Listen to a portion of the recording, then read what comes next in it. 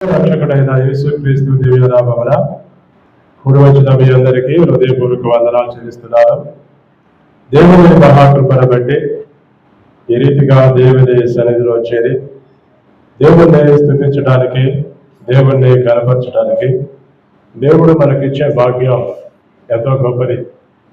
దేవుని విడలమైన మనం ఎప్పుడూ ఒకటే నేర్చుకోవాలి. మనం ఎప్పుడైతే మనుషుల మీద కాకుండా దేవుని మీద ఆధారపడతామో దేవుడు వారిని తప్పకుండా జ్ఞాపకం చేసుకుంటాడు. తప్పకుండా. ఎందుకంటే నీవు చేసే నీ ప్రార్థన, నీ విశ్వాసం, నీ భక్తి తప్పకుండా నీకు ప్రతిఫలం ఇవ్వకుండా ఉండదు. తప్పకుండా దేవుడు ప్రతిఫలం ఇచ్చేవాడిగానే ఉంటాడు. ఎందుకంటే దేవుని సన్నిధిలో కనిపెట్టే వారిని, దేవుని సన్నిధిలో ప్రార్థన చేసేవారిని, దేవుని సన్నిధిలో అడిగేవారిని దేవుడు ఎప్పుడూ విడిచిపెట్టేవాడు కాదు. మనుషులైనా దేవుడిని విడిచిపెడతారేమో కానీ దేవుడు మనుషులను ఎప్పుడూ విడువడు. దేవుడు మనుషులను ఎప్పుడూ ఎడబాయడు. దేవుడు నీతిమంతుల పక్షాన ఉంటాడు. దేవుడు యథార్థవంతుల పక్షాన ఉంటాడు. వారి పక్షాన ఎప్పుడూ ఉంటాడు. కనుక మనం చదువుదాం మన పరిశుద్ధ గ్రంథంలో నుండి యెషయా గ్రంథం 33వ అధ్యాయం 17వ వచనాన్ని చదువుదాం. యెషయా గ్రంథం 33:17వ వచనం. నీతిని అనుసరించి నడుచుచు, యథార్థముగా మాటలాడుచు, నిర్బంధన వలన వచ్చు లాభమును ఉపేక్షించుచు, లంచము పుచ్చుకొనకుండా తన చేతులను మలుపుకొని, హత్య అనే మాట వినకుండా చెవులు మూసుకొని, చెడుతనను చూడకుండా కన్నులను మూసుకునేవాడు ఉన్నత స్థలమున నివసించును. మనం చదువుతున్న ఈ వాక్య భాగంలో నీతిని అనుసరించి నడుచుచు యథార్థంగా మాట్లాడేవాడికి దేవుడు ఉన్నతమైన స్థలాన్ని ఇస్తాడు. నీతిమంతులను, యథార్థవంతులను దేవుడు ఎప్పుడు జ్ఞాపకం చేసుకుని దేవుడు వారికి ఉన్నతమైన స్థలాన్ని ఇస్తాడు. మనం దేవుని సన్నిధిలో ఉన్నప్పుడు మనం చేయాల్సిన పని ఒకటే. మనం మనుషుల మీద కాకుండా దేవుని మీద ఎప్పుడైతే ఆనుకుంటామో, దేవుని మీద ఎప్పుడైతే మనం నిలబడతామో దేవుడు వారికి సహాయం చేస్తాడు. అందుకనే మనం ఇక్కడ చదువుతున్నాం, నీతిని అనుసరించి నడుచుచు. నీతిని మనం అనుసరించి నడిస్తే, నీతిని అనుసరించి నడిచే వాడికి యథార్థత వస్తుంది. ఈ లోకంలో నీతి అనేది ఎక్కడ దొరికింది? ఇక్కడ దేవుడేమో నీతిని అనుసరించి నడవమంటున్నాడు. మరి ఈ లోకంలో ఉన్న ప్రజలు లోకం వైపే చూస్తారు. నీతి అనేది ఈ లోకంలో ఎక్కడ కనపడదు. నీతి అనేది కనపడేదల్లా ఎక్కడంటే ఒక్క దేవునిలోనే. ఎందుకంటే దేవుడు నీతిమంతుడై ఉన్నాడు, దేవుడు యథార్థవంతుడై ఉన్నాడు, దేవుడు పరిశుద్ధుడై ఉన్నాడు. దేవుణ్ణి అనుసరించే వాడికి ఈ నీతి వస్తుంది, ఈ యథార్థత వస్తుంది, ఈ పరిశుద్ధత వస్తుంది. దేవుణ్ణి అనుసరించే వాడికే ఈ లక్షణాలు వస్తాయి. నీవెవడో, నీ స్నేహితుడు ఎవడో చెప్పు, నువ్వు ఎలాంటి వాడు నేను చెప్తా అన్నాడు ఒక వ్యక్తి. నీతిమంతుడు నీతిమంతునితో స్నేహం చేస్తాడు, పరిశుద్ధుడు పరిశుద్ధులతో స్నేహం చేస్తాడు, యథార్థవంతుడు యథార్థవంతులతో స్నేహం చేస్తాడు. ఎందుకంటే వాళ్ళిద్దరు మనసులు కలుస్తాయి. అందుకనే ఒక నీతిమంతుడు ఇంకొక చెడుతనంతో ఉండేవాడితో స్నేహం చేయలేడు. ఎందుకు చేయలేడంటే వీడు వాడితో కలవలేడు. కానీ ఈ రోజుల్లో చాలా మంది స్నేహితులు ఎవరు? మీ స్నేహితుడు ఎవరు చెప్పండి? మీ స్నేహితుడు ఎవరండి? ఈ లోకంలో ఏమండి నీ స్నేహితుడు ఎవరు అంటే ఎవరో ఒక వ్యక్తి పేరు చెప్తాం, కానీ దేవుడే మనతో స్నేహం చేయడానికి ఈ లోకానికి వచ్చాడు. కానీ ఎంతమంది దేవునితో స్నేహం చేస్తారు?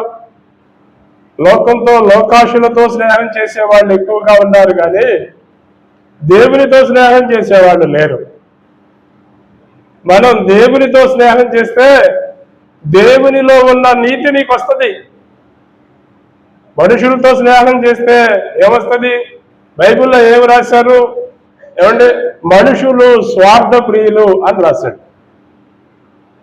మనుషుల్లో ఎప్పుడు స్వార్థమే కనపడుతుంది, ప్రేమ కనపడదు, జాలి కనపడదు, దయ కనపడదు. ఏమండి చాలా మంది అయితే నిందించే వాళ్ళు ఉంటారు, గుచ్చేవాళ్ళు ఉంటారు, పొలలు పెట్టేవాళ్ళు ఉంటారు, అవమానపరిచేవాళ్ళు ఉంటారు.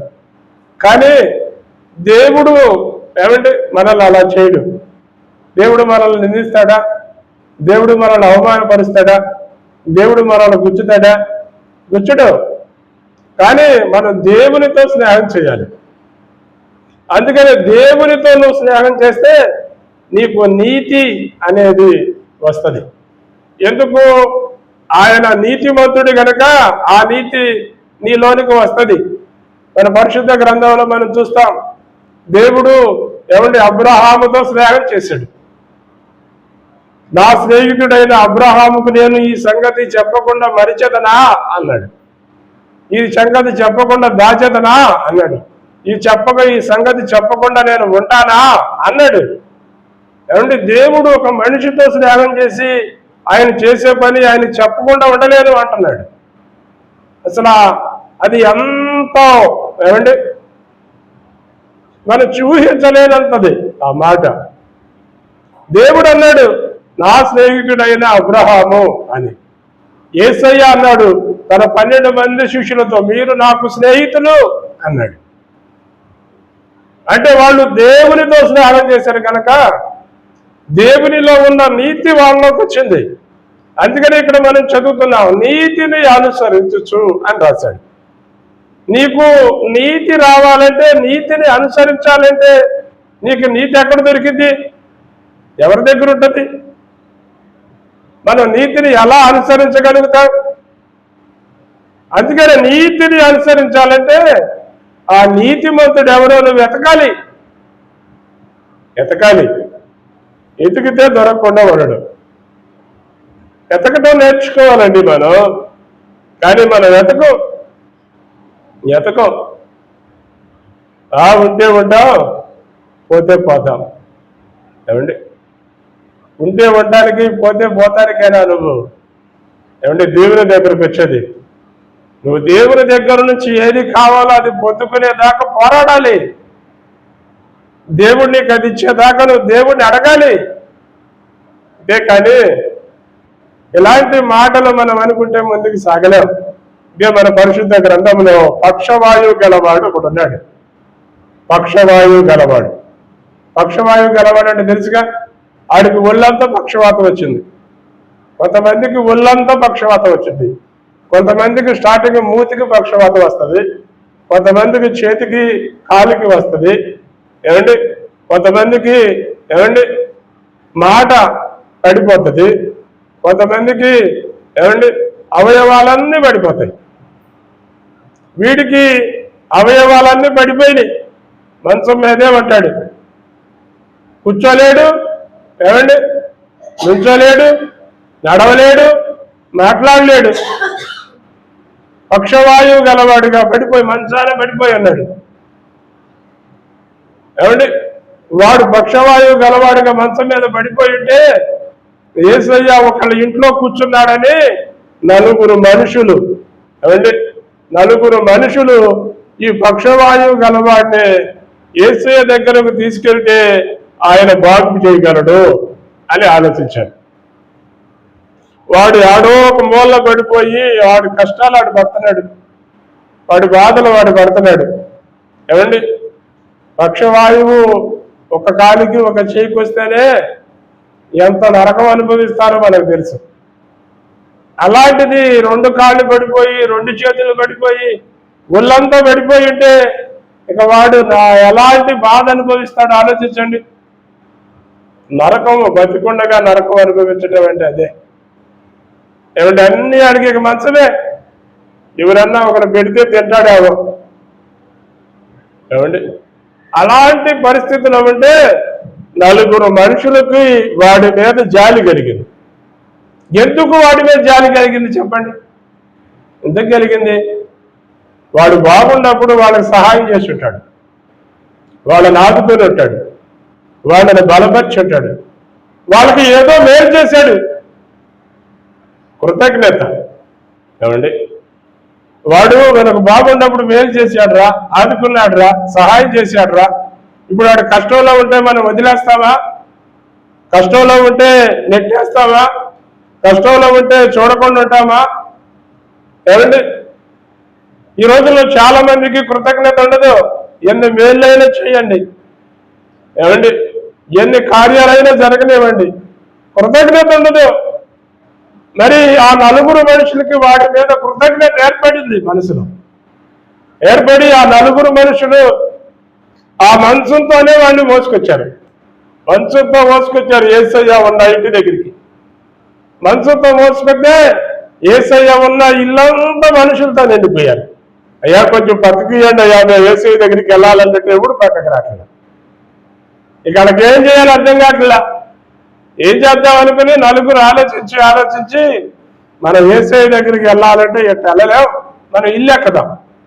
అవండి వాళ్ళ ఆశ చూడండి. అసలు వాళ్ళ స్నేహితుడు మంచాన పడి ఉంటే వాడి పట్ల ప్రేమ చూడండి, వాడి పట్ల జాలి చూడండి, వాడి పట్ల దయ చూడండి. మోసుకొచ్చింది గాక ఏమండి ఇంకా మంచు ఏమండి ఇంటి మీదకి లాగాడు తాళ్ళు కట్టి. 4 కోళ్ళకి 4 తాళ్ళు కట్టి ఇంటి మీదకి లాగి ఇంటి మీద పెట్టి ఇంటి మీద ఉన్న పెంకులు ఒప్పదీశారు. ఇంటి మీద ఉన్న పెంకులు ఒప్పదీసి యేసయ్య ఎక్కడైతే కూర్చున్నాడో ఆయన ముందు ఆ మంచం పెట్టేశాడు. యేసయ్య ఈ మంచం మీద ఉన్నవాడు చోట్ల ఏమంటే ఇంటి పైన ఉన్నారే వాళ్ళని చూశాడు. ఎందుకు? వాళ్ళు యేసయ్యను ఏమంటే యేసయ్య దగ్గరికి వాడిని తెస్తే వాడు బాగుపడతాడని వాళ్ళ ఆశ. అందుకని బైబిల్లో ఏమి రాస్తారు తెలుసా? యేసయ్య వాడిని చూచి అని రాశాడు. వాళ్ళని చూచి వాళ్ళ స్నేహితుడి పట్ల వాళ్ళకున్న ప్రేమ చూడండి. ఉందా ఈ రోజుల్లో ఇలాంటి ప్రేమ? మనం చూపిస్తామా? ఈ రోజుల్లో ఇలాంటి ప్రేమ కనపడదు ఎక్కడ. కానీ నువ్వు దేవునితో స్నేహం చేస్తే ఈ ప్రేమ కనపడుతుంది. మనం దేవునితో స్నేహం చేయాలండి. మనం మనుషులతో స్నేహం చేస్తే స్వార్థమే ఏర్పడుతుంది, కక్ష ఏర్పడుతుంది, అసూయ ఏర్పడుతుంది. ఏమండి ఇవన్నీ లేని వాడు దేవుడు. దేవుళ్ళలో ఉండేదల్లా నీతి ఉంటుంది, యథార్థత ఉంటుంది, పరిశుద్ధత ఉంటుంది, సహాయం చేసే గుణం ఉంటుంది. ఎందుకంటే ఆయన సహాయం చేయకపోతే ఇంకెవరు సహాయం చేస్తారు? నీ భర్తకి నువ్వు సహాయం చేయకపోతే ఇంకెవరు చేస్తారు? నీ భార్యకు నువ్వు చేయకపోతే ఎవరు చేస్తారు? నీ బంధువులకు నువ్వు చేయకపోతే ఎవరు చేస్తారు? నీ స్నేహితులకు నువ్వు చేయకపోతే ఇంకెవరు చేస్తారు? ఎవరు చేస్తారండి? నాకెందుకులే అని నువ్వు అనుకుంటే ఇక నీలో నీతి ఏముంది? అందుకని నీతిని అనుసరించచ్చు అని రాశాడు. మనం నీతిని అనుసరించాలంటే అది ఊరకనే వచ్చే పదం కాదు. ఏమండి చాలా మంది నీతిమంతులు అనిపించుకోవడానికి ఏమండి నటిస్తారు. ఏమండి ఏదో చేస్తున్నట్లు, ఏదో ఉంటున్నట్లు. ఏమండి భక్తి నటించేది కాదు, భక్తి అనేది జీవించేది. జీవించాలి, భక్తి విధానంలో జీవించాలి. జీవిస్తేనే అది వస్తుంది. జీవించడం అంటే ఏంటి? రుచి చూడటం. భక్తి విధానాన్ని రుచి చూడాలి, నీతిని రుచి చూడాలి, యథార్థతను రుచి చూడాలి, పరిశుద్ధతను రుచి చూడాలి. రుచి చూస్తేనే అది ఎంతో తెలుస్తుంది. ముందు రుచి చూస్తావా? ఏమంటే ఎప్పుడన్నా బ్రాందీ తాగుతారు కదా, అంటే మిల్లు కాదుకండి. ఏమండి బ్రాందీ తాగేవాడు వాడిని తాగినప్పుడు వాడికి ఏమనిపిస్తుంది, ఎవరే ఇదేందో చేదుగా ఉంది, ఇదేందో కషాయం లాగా ఉంది అని రుచి చూస్తాడు. రుచి చూసినప్పుడు వాడికి చేదుగా కషాయంగా ఉన్నా కూడా వాడు తాగటానికే ఇష్టపడతాడు. ఎందుకు? అది బాగా లేదని తెలిసి కూడా తాగుతాడు. ఇంట్లో భార్య కోరండి అనుకోండి, బాగాలేదంటే తింటాడా? తినడు. బాగా పోయినా తాగేవాడు బాగా లేని కూర ఎందుకు తిన్నాం? వాళ్ళలో స్వార్థం ఉంది, వాళ్ళలో కక్ష ఉంది. అంటే బాగా పోయినా తాగేవాడు బాగా పోయినా కూడా తినగలడు, కానీ ఎందుకు తినడు? వాడిలో స్వార్థం అనేది ఉంది. కక్ష సాధింపు అంటారు చూడండి, కక్ష సాధింపు ఎలాంటి వాటిలోనైనా బయటపడుతుంది. అందుకనే మన దేవుడు చెప్పే మాట ఏంటంటే, యెహోవాని రుచి చూడండి, ఆయన ఎంత టేస్ట్గా ఉన్నాడో రుచి చూడండి, ఎంత మాధుర్యంగా ఉన్నాడో రుచి చూడండి. మనం రుచి చూస్తే ఈ లోకం మనకి చేదు అనిపిస్తుంది. దేవుడు మనకిచ్చే మాధుర్యాన్ని ఎవరివ్వలేరు, ఈ లోకంలో ఎవరివ్వలేనిది దేవుడిస్తాడు. అందుకని ఆ దేవుణ్ణి మనం రుచి చూడాలండి. రుచి చూడండి ఒకసారి. రుచి చూస్తే ఆయనలో ఉన్న నీతి ఎలాంటిదో తెలుస్తుంది, ఆయనలో ఉన్న పరిశుద్ధత ఎలాంటిదో తెలుస్తుంది, ఆయనలో ఉన్న యథార్థత ఎలాంటిదో మనకు తెలుస్తుంది. అప్పుడు మనం ఎలా ఉంటాం ఏమండి? ఎలా ఉంటామో తెలుసా? ఇదే మన పరిశుద్ధ గ్రంథంలో యోబు అనే ఒక వ్యక్తి ఉన్నాడు. యోబు దేవుణ్ణి రుచి చూచాడు. ఎంత రుచి చూచాడంటే, ఏమండి, మన పరిశుద్ధ గ్రంథంలో చదువుతాం. 1వ అధ్యాయము 1వ వచనంలో దేవుడు యథార్థవంతుడును నీతిమంతుడునై, ఏమండి, ఇంకా కొన్ని పదాలు రాశాడు. అంటే నేను మెయిన్ ఈ 2 పదాలే తీసుకున్నా. అతడు యథార్థవంతుడు, అతడు నీతిమంతుడు. ఏమంటే ఈ 2 పదాలు తీసుకున్నా. ఈ యథార్థత, ఈ నీతి అనేది ఇతను ఎక్కడి నుంచి తెచ్చుకున్నాడు? భూలోకంలో ఎవడు ఇవ్వలేదు, దేవుడు దగ్గర నుంచి తెచ్చుకున్నాడు. దేవుడిచ్చాడు అతనికి ఆ యథార్థత, ఆ నీతి అనేది. అతడు ఆ ఊజు దేశం అంతటిలో గొప్పడు, బహుధనవంతుడు. ధనవంతుడు కాదు, బహుధనవంతుడు. అతనికున్న ఆస్తి ఎవడికి లేదు ఆ దేశంలో, అంత ధనవంతుడు. అతని దగ్గరికి సాతాను చాలా సార్లు వెళ్ళి పదార్థంగా చూశాడు. వెళ్తే అతడు ఇంటి తలుపు కాదు కదా, ఇంటి ద్వారబంధం దగ్గరికి కూడా నుంచోలేకపోయాడు.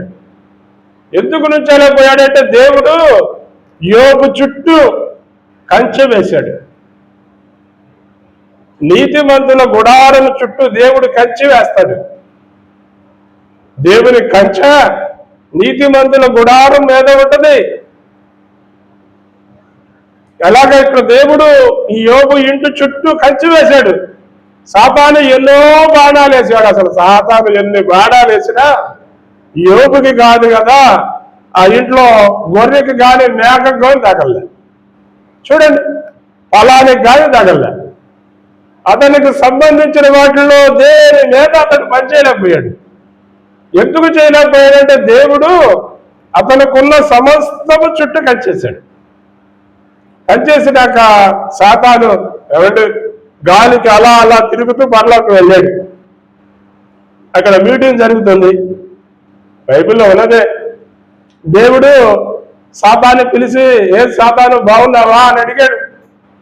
బాగానే ఉన్నానయ్యా నీ దయ వల్ల అన్నాడు. మరి నా భక్తుడైన యోబుని చూసావా? అతడు నీతిమంతుడు, యథార్థవంతుడు, పరిశుద్ధుడు, మంచి భక్తిపరుడు అన్నాడు. నిజమే, అతడు చాలా భక్తిపరుడు, చాలా యథార్థవంతుడు. అతడు వంటి భక్తిపరుడు నేను చూడలా, కానీ అతని దగ్గరికి నేను చాలాసార్లు వెళ్ళా, కానీ నా పని అక్కడ జరగల. ఎందుకు జరగలేదు అని అడిగితే, నువ్వు యోబు చుట్టూ నీ కంచె వేసావుగా, అందుకే నేను అతని మీద నా ప్రభావాన్ని చూపలేకపోయా. నువ్వు ఒకసారి ఆ కంచెది నేను అతని జీవితంలో మీద కొడతా, అప్పుడు అతడు నిన్ను ద్వేషిస్తాడు, అతను నిన్ను దూషిస్తాడు, అతను నిన్ను ఎవరిని చేదరించుకుంటాడు అని చెప్పాడు. చెబితే దేవుడు ఏమంటే సాతానికి ఏం చెప్పాడు? ఏం చెప్పాడండి? పోను వెళ్ళు, నా భక్తుడైన యోబుని నువ్వేం చేయాలనుకున్నావు చెయ్యి, కానీ అతని ప్రాణం మీద నీకు అధికారం లేదు. నువ్వేం చేయాలనుకుంటే చెయ్యి, నీకు అవకాశం ఇచ్చపో అన్నాడు. అప్పుడు దేవుడు ఏం చేశాడు? యోబు చుట్టూ ఉన్న కంచె తీసేశాడు. యోబు చుట్టూ ఉన్న కంచె తీసేస్తే సాతాను యోబు ఇంట్లోకి రాగలిగాడు. ఎందుకు రాగలిగాడంటే దేవుడు అనుమతిస్తేనే వస్తాడు. ఒక నీతిమంతుడికి శ్రమ వచ్చిందంటే అది దేవుడు అనుమతిస్తేనే వస్తుంది, లేకపోతే రాదు. నీకు కష్టం వస్తుందా, శ్రమలు వస్తున్నాయా, ఇబ్బందులు వస్తున్నాయా, ఆటంకాలు వస్తున్నాయా, దేవుడు అనుమతించాడు. నువ్వు నిలబడు. ఇలాంటి టైంలో నిలబడాలి. నువ్వు నిలబడితే నీలో ఎంత భక్తి ఉందో తెలుస్తుంది, ఎంత నీతి ఉందో తెలుస్తుంది, ఎంత యథార్థత ఉందో తెలుస్తుంది. నిలబడకపోతే నీలో ఉన్న భక్తి కాదు, నీతి కాదు, యథార్థత కాదు. నిలబడాలి. దేవుడు నువ్వు నిలబడతావని నీ మీదకి ఏమండి సాతాన్ని బంధిస్తున్నాడు. కానీ ఎంతమంది నిలబడుతున్నారు? ఎంతమంది నిలబడుతున్నారండి? చిన్న కష్టం వస్తే నిలబడే వాళ్ళు ఉన్నారా? దేవుణ్ణి దూషించే వాళ్ళే ఉంటారు. దేవునికి ఎంత మొక్కానండి, ఎన్ని ప్రార్థనలు చేశానండి, ఎన్ని దాన ధర్మాలు చేశానండి, ఎన్ని గొప్ప కార్యాలు చేశానండి, కడుపును పుట్టిన బిడ్డను అప్పుడే తీసుకున్నాడండి, ఏం దేవుడు ఈ దేవుడు అన్న వాళ్ళు ఉన్నారు. ఏరా దేవుణ్ణి దూషించిన వాళ్ళు చాలా మంది ఉన్నారండి. కానీ ఇదే మన పరిశుద్ధ గ్రంథంలో యోబు ఏమండి, యోబు చుట్టూ ఉన్న కంచె దేవుడు తీసేసినాక సాతాను ఏమంటే యోబు దగ్గరకు వచ్చాడు. వచ్చి యోబుకున్న తన ఆస్తంతా, గొర్రెలున్నాయి, మేకలున్నాయి, ఎద్దులున్నాయి, గాడిదలున్నాయి, ఒంటెలున్నాయి, బహు సంపద ఉంది. బహు సంపద ఒక్కరోజే ఏమండి, ఒక్కరోజే పిడుగుబడి బూడిదైపోయింది. పోతాయి అసలు ఒక్కరోజు బాబు. కానీ సాతాను తలుచుకున్నాడు, ఒక్క రోజులో తీసేశాడు. ఒక్క రోజులో యోబుకున్న ఏమండి సంపద అంతా తీసేశాడు. ఏమీ లేకుండా పోయింది. ఒక్క రోజులోనే దరిద్రుడైపోయాడు. దరిద్రుడైపోగానే పని వాళ్ళందరూ వచ్చారు. గొర్రెలు కాసేవాళ్ళు, మేకలు కాసేవాళ్ళు, ఒంటెలు కాసేవాళ్ళు, ఏమండి ఆ పశువుల కాపర్లు అందరూ యోబు దగ్గరికి వచ్చి, అయ్యా యోబు గారు అని బోని తెచ్చాడు. ఏమైందిరా అని అడిగాడు. ఏమి లేదయ్యా, పశువులు మేపుతున్నా మేము, ఆకాశం నుంచి ఒక పిడుగు పడింది, అంతే పశువులన్నీ బూడిదైపోయినాయి అన్న. అయితే రారా, పోతే పోయింది, బాధపడబాకండి, దేవుడే నాకు ఇచ్చాడు, అయ్యి దేవుడే తీసుకున్నాడు, వదిలేయండి, బాధపడబాకండి. అసలు ఆ మాట అంటానికి ఏమండి ఎంత ధైర్యం కావాలి? మనం ఎప్పుడన్నా మీకు ఒక 1000 రూపాయలు పోయినాయి అనుకోండి, పోవాలని నేను అంటలేదులేండి, పోయినాయి అనుకోండి, పోతే మీరేమనుకుంటారు? ఏమలే పోని, అది మనం కాదు అని అనుకుంటారు ఎప్పుడన్నా? ఆ 1000 రూపాయలు పోయినాయి ఉదయం నుంచి సాయంత్రం దాకా అన్నం కూడా తినరండి. ఏమైందమ్మా బాధపడుతున్నావు అంటే 1000 రూపాయలు పోయిందక్క. ఏమండి 1000 రూపాయలు పోయిందని అన్నం నిద్ర ఆహారం లేకుండా బాధపడితే వచ్చిందా? రాదు కదా. ఇది కాదు పోయింది అనుకుని వదిలేయాలి. బాధ పెడితే ఏమో రాదు, దుఃఖం పెడితే ఏమి రాదు, ధైర్యం పెడితే 1000కి 1000 వస్తుంది. నువ్వు 1000 రూపాయలు పోగొట్టుకుంటే ఆ 1000కి 1000 దేవుడిస్తాడు. ఆ ధైర్యం రావాలి. అది దేవుణ్ణి నమ్మేవాడికి వస్తుందండి ఆ ధైర్యం. సామాన్యులకు రాదు, అందరికి ఆ ధైర్యం రాదు. దేవుణ్ణి నమ్మితే దేవుడు ఆ జ్ఞానం నీలో పెడతాడు. జ్ఞానం అంటే ఆ పరిశుద్ధాత్ముడు నీలో ఉంటాడు కనుక ఆ మాటలు నీలో నుంచి పలికిస్తాడు. కనుక ఇతడైతే దేవుడు ఇచ్చాడు రా, దేవుడు తీసుకున్నాడు, వదిలేయండి, మీరు బాధపడబాకండి అన్నాడు. అనంగానే ఇప్పుడు వాళ్ళకి ఎంత ధైర్యం వస్తుంది? ఏమండి సంతోషంతో ఇంటికి వెళ్తారా? నిజంగా ఎంత భక్తుడురా, ఎంత మంచోడ్రా, ఒకసారి బూడిదైపోయి దానిలో కొంచెం కూడా ఫీలింగ్ కనపడలా. అది దేవుణ్ణి నమ్మేవాడికి వచ్చే ధైర్యం. అది ఏమంటే ఒక రోజులో మొత్తం పోయినాయి. తర్వాత యోబుకి 10 మంది పిల్లలు ఉన్నారు. 7 మగ పిల్లలు, 3 ఆడపిల్లలు. ఇలాగే ఇంట్లో కూర్చొని ఏమండి వాళ్ళందరూ భోజనాలు చేస్తున్నారు. యోబు ఇంట్లో రోజు పండగే. ఏమంటే కోడళ్లతో, అల్లుళ్లతో, మనవాళ్ళతో, సంతానంతో ఆ ఇల్లంతా కడకళ్ళాడుతూ ఉంటుందంట. ఒకళ్ళ ఫంక్షన్ అయితే అందరూ కలిసి కూర్చుంటారంట, అందరూ కలిసి. ఈ రోజుల్లో మరి ఇంట్లో ఫంక్షన్ చేసుకుంటే ఎంతమంది వెళ్తారు? ఏమండి ఫంక్షన్ చేస్తుంటే మమ్మల్ని పిలవలేదు అనేవాళ్ళు ఎక్కువ ఉన్నారు. తెలుసా మీకు? పిలిస్తే వచ్చేవాడు బంధువా, పిలవకుండా వచ్చేవాడు బంధువా? నిజమైన స్నేహితుడు ఎవడు? నిజంగా రక్త సంబంధం ఎవడు? ఏమండి పిలిస్తే వచ్చేవాడు ఎవడైనా వస్తాడండి, పిలవకుండా వచ్చేవాడే ఆత్మబంధం. ఈ రోజుల్లో చాలా మందికి తెలియదు, చాలా మందికి తెలియదండి. పిలిస్తే ఎవరిలో చెప్పండి, అందరు వస్తారు. ముక్కు మొహం తెలియని కూడా పిలిస్తే వాడు వస్తాడు. నేనెవరో తెలియకుండా నన్ను పిలిచాడు కానీ నేను వెళ్ళాలి అనే మనసు కలుగుతాడు. కానీ ఈ రోజుల్లో చాలా మంది మన అనేవాళ్ళే, కడుపును పుట్టినవాళ్ళే పిలవలేదు అంటున్నారంటే బయటగా బయటలాగా మనం పిలవాలంటే అది నాకు బాధేస్తుంది. ఏది ఏమైనప్పటికీ వీళ్ళ ఇంట్లో ఒక్కళ్ళ ఇంట్లో ఫంక్షన్ జరుగుతుంటే అందరూ వచ్చేస్తారట. అందరూ వచ్చేసి పెద్దది మరి అవుతారు, గొప్పధనవంతుడు కదా. అందరూ ఒక ఇంట్లో పట్టాలంటే ఎంతమంది, ఎంత హాలు కావాలి? పెద్ద హాలు. అందరూ కూర్చొని భోజనం చేస్తున్నారు. భోజనం చేస్తుంటే ఒక్కసారిగా ఇంటి మీద పిడుగుపడింది. అంతే, ఇంటి మీద పిడుగుపడితే యోబుకున్న సంతానం అంతా ఒక్క పూట చచ్చిపోయారు. ఒక్కడు కూడా బతకలేదండి, ఒక్కడు కూడా బతకల, అందరూ చచ్చిపోయారు. పనోడు ఒకడు బతికాడు. పనోడు ఒకడు బతికి పరిగెత్తుకుంటూ వెళ్ళి యోబు దగ్గరికి చెప్పాడు, అయ్యగారు చాలా దుఃఖం అండి, ఇది నువ్వు చెప్తే తట్టుకుంటావో లేదో, ఇంట్లో పిల్లలందరూ కూర్చొని భోజనం చేస్తున్నారయ్యా, ఒక్కసారిగా పిడుగుపడి ఇల్లు కూలిపోయి అందరూ చచ్చిపోయారు అన్నాడు. అప్పుడు కూడా ఏమన్నాడు తెలుసా? యెహోవా ఇచ్చాను, యెహోవాయే తీసుకున్నాను, దేవుని నామమునకే మహిమ. దేవుణ్ణి మహిమపరిచాడండి. తనకున్న 10 మంది పిల్లలు వాళ్ళ సంతానం చచ్చిపోతే యెహోవా ఇచ్చాడు, ఆయనే తీసుకున్నాడు. ఎందుకనగలిగాడు ఆ మాట? ఎందుకనగలిగాడంటే, నేను నా తల్లి గర్భంలో నుండి దిగంబరిగా ఈ లోకానికి వచ్చా. నేను వచ్చేటప్పుడు నా మీద ఒక ఇంటికి కూడా లేదు. నేను దిగంబరిగా వచ్చాను, రేపు పోయేటప్పుడు కూడా దిగంబరిగానే పోతా. కనుక దేవుడే నాకు 10 మంది పిల్లల్ని ఇచ్చాడు, ఆయనే తీసుకున్నాడు. నేను బాధపడేది? ఎవడన్నా తీసుకెళ్తే బాధపడాలి, అంతే కదా. ఏమండి ఎవరన్నా తీసుకెళ్ళిపోయాడు అనుకోండి, వాడు ఏమైపోతాడో, ఎలా ఉంటాడో, ఏమంటే ఎన్ని కష్టాలు పడుతున్నాడో, ఎన్ని బాధలు పడుతున్నాడో అని దిగులు పడి భయపడాలి, బాధపడాలి.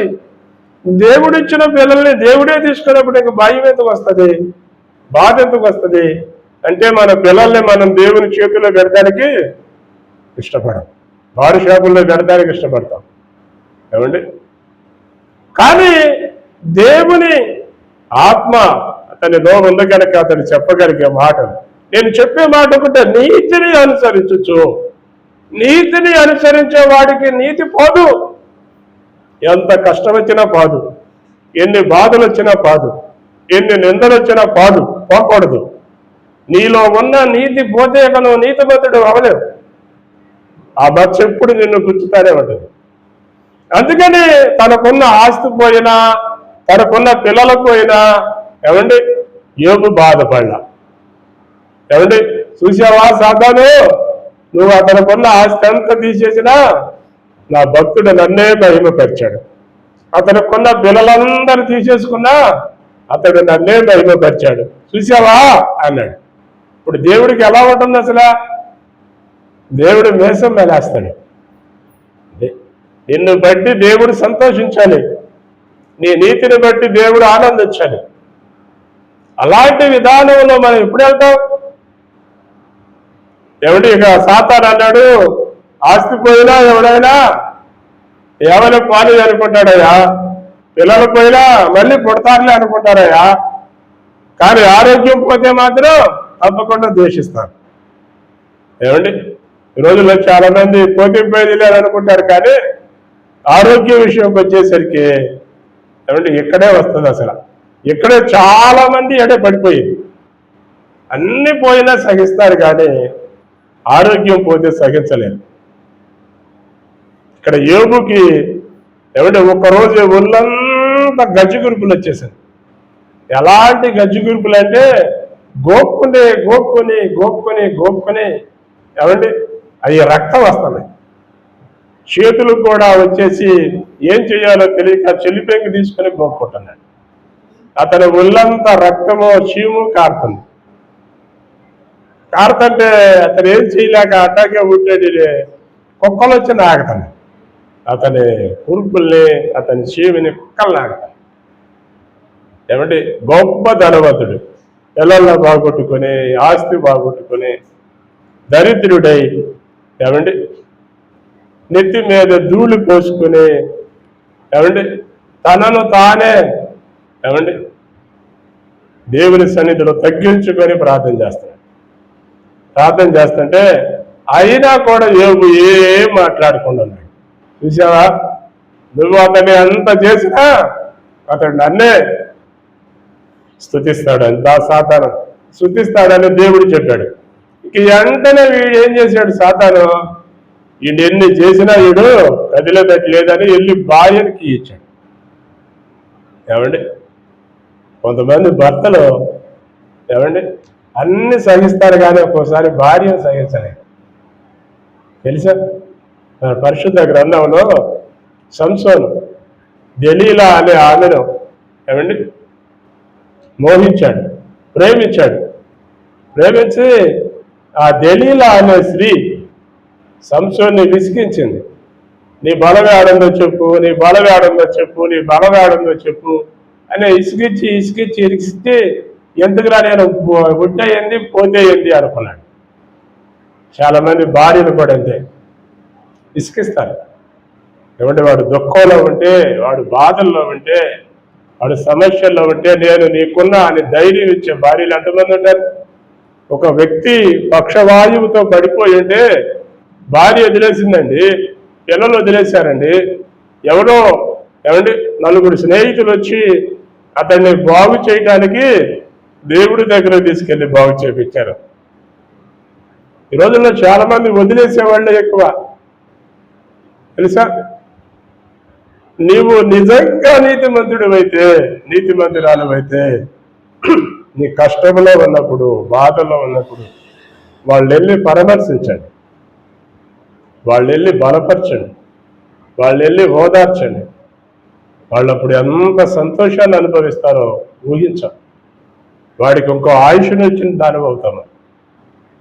కానీ భార్య ఏమండి యోబు దగ్గరకు వచ్చి ఏందరా నీ భక్తి, ఏందని జీవితం, ఏందని విధానం, ఏంది నువ్వు భక్తి భక్తి భక్తి అని దేవుడు దేవుడు దేవుడు అని ఎంతకాలం ఆ దేవుడిని పట్టుకుంటావు? ఏం చేశాడు నీకు ఆ దేవుడు? ఒకరోజు ఆస్తి అంతా పోయింది, ఒకరోజు పిల్లలందరూ పోయారు, ఒక రోజులో నీ ఏమండి ఆరోగ్యం అంతా పోయింది. ఎందుకు ఇంకా దేవుడు? ఆ దేవుని దూషించి నువ్వు కూడా చావు అంది. ఏమండి ఇదేనా చెప్పేది? భార్య అనాల్సిన మాటలు ఇవేనా? దేవుణ్ణి దూషించి వీడు చావాలని. ఇప్పుడు ఏమన్నాడో తెలుసా? మూర్ఖురాలు వలె మాట్లాడుతున్నావు. ఆ మాట తప్పితే ఒకటి అనలేదండి. ఆమె ఇక సాతాను ఏమండి సిగ్గుపడిపోయాడు, సిగ్గుపడిపోయి వెనక్కి వెళ్ళిపోయి దేవుడు గెలిచాడు. మరలా దేవుడు యోబుకి ఏమండి ఎంత ఆస్తి పోయిందో అంత 2 అంతలు ఇచ్చాడు. 10 మంది పిల్లలు చచ్చిపోతే మళ్ళీ 10 మంది పిల్లలు ఇచ్చాడు. బైబిల్లో రాస్తాడు, యోబు వంటి అందమైన పిల్లలు ఒకళ్ళు లేరంట. అందమైన పిల్లలు, సౌందర్యమైన పిల్లలు. ఏమండి, మరలా యోబుకి దేవుడు నూతన శక్తిని, నూతన బలాన్ని ఇచ్చాడు. యోబు 4 తరాలు చూశాడు. 4 తరాలు. ఏమండి, 4 తరాలు చూసి మంచి వృద్ధాప్యంలో దేవుని దగ్గరికి వెళ్ళిపోయాడు. నీతిని అనుసరించే వారికి ఏమండి ఎప్పుడు దేవుడు తోడుంటాడు. కనుక మనం కూడా అలాంటి నీతిని సంపాదించుకోవాలంటే నీకు ఈ లోకంలో ఎక్కడ దొరకదు, దేవుని దగ్గరే దొరుకుతుంది. మనం ఈ లోకంతో కాదు స్నేహం చేయాల్సింది, దేవునితో స్నేహం చేస్తే దేవుడు నిన్ను నీతిమంతుడిగా, యథార్థవంతుడిగా తీర్చి నిన్ను ఒక ఉన్నతమైన స్థితిలో ఉంచుతాడు. నీవు అనేకమైన వారికి మాదిరికరంగా, దీవెనకరంగా, ఆశీర్వాదకరంగా ఉంటావు. దేవుడు ఎప్పుడు నీతో ఉంటాడు, నీలో ఉంటాడు. నిన్ను ఎప్పుడు విడవడు, నిన్ను ఎప్పుడు ఎడబాయడు. అలాంటి దేవుని కలిగి మనం కూడా జీవిద్దాం, మనం కూడా బతుకుతాం. ఈ లోకంలో దేవుని నీతిని సంపాదించుకున్న నీవు ఆ నీతిని ఈ లోకంలో కనపరచు. నీవు కూడా దేవునితో రేపు ఉండగలుగుతాం. ప్రార్థన చేద్దాం. ఈ రాత్రి కాల సమయమున దేవుని సన్నిధిలో ఉన్న మనం ఒక చిన్న ప్రార్థన చేద్దాం. నీతిని అనుసరించు యథార్థంగా నడిచే వారికి దేవుడు ఉన్నతమైన స్థితినిస్తాడు. కనుక ఈ లోకంలో ఉండే మనం నీతిని అనుసరించటం నేర్చుకుందాం, నీతిగా బ్రతకటం నేర్చుకుందాం, నీతిగా జీవించటం నేర్చుకుందాం, నీతిగా మాట్లాడటం నేర్చుకుందాం. అది నేర్చుకుంటేనే వస్తుంది. అది నేర్పించేవాడు ఈ లోకంలో నీకు ఎవరున్నారు. నీతిని నేర్పించేవాడు దేవుడు ఒక్కడే. దేవుని నీతిని నువ్వు నేర్చుకుంటే ఆ నీతిని ఈ లోకంలో నువ్వు అనుసరించి జీవించగలుగుతావు. మహాపరిశుద్ధుడు అయిన మా తండ్రి, పరలోకమందున్న మా ప్రభువ, పరిశుద్ధ పుణ్యపాదములకు స్తుతులు, స్తోత్రములు, వందనాలు చెల్లిస్తున్నాము తండ్రి. మా తండ్రి, సర్వశక్తివంతుడా, సర్వోన్నతుడా, గొప్ప దేవుడా, మా రక్షకుడా యేసయ్య, స్తోత్రాలు, వందనాలు చెల్లిస్తున్నాము తండ్రి. అలా ఈ రాత్రి కాల సమయమున మీ వాక్యంలో నుండి మీరు అందరితో మాట్లాడారు ప్రభువా. స్తోత్రాలు, వందనాలు. నీతిని అనుసరించు యథార్థముగా నడిచే వారికి తండ్రి మీరు ఉన్నతమైన స్థితిని ఇస్తానని వాగ్దానం చేశారు. అవును ప్రభువా, మేము నీతి లేని వారము, అవినీతి పరుడం, చెడిపోయిన వారము, ఎన్నిక లేని వారం. యేసయ్య, మీరు మమ్మల్ని చూచి మీరు మాతో సహవాసం చేశారు ప్రభువా. శాస్త్రులు పరిచయాలు అంటున్నారు, నాయన మీ బోధకుడింది సుంకరులతోనూ పాపులతోనూ స్నేహం చేస్తున్నాడు అని అన్నారు ప్రభువా. అవును నాయన, వెలివేయబడిన వారినైనా మమ్మల్ని మీరు ప్రేమించి మీరు మాతో స్నేహం చేశారు ప్రభువా.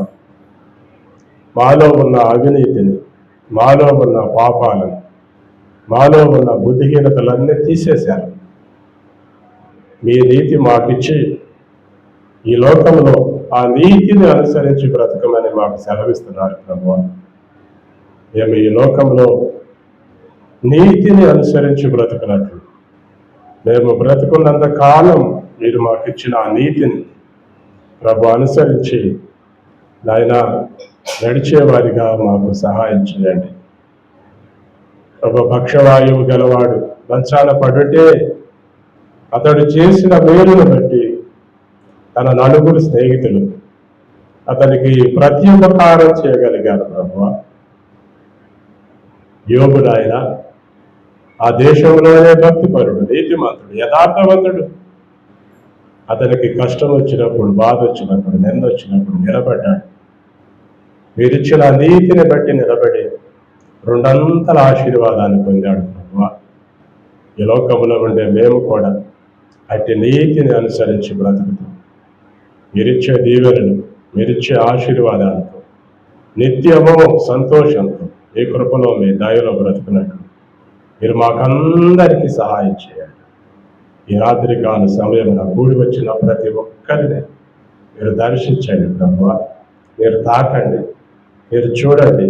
యేసయ్యా, నాకు నీతినిచ్చావు ప్రభువా, ఆ నీతిని అనుసరించి నడవడం నాకు నేర్పించండి అని మీ బిడ్డలు అడుగుతుండగా వారికి నేర్పించండి నాయన.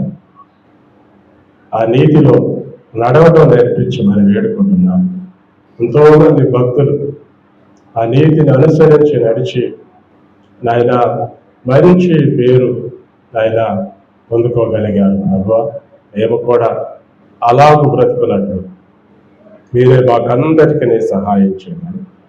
సర్వశక్తిమంతుడు, సర్వోన్నతుడు, గొప్ప దేవుడు, మా రక్షకుడు యేసుక్రీస్తు అతి శ్రేష్టమైన నామంలోనే ప్రార్థించి స్తుతించి అడిగి వేడుకుంటున్నాము ప్రియ పరలోకపు తండ్రి, ఆమేన్.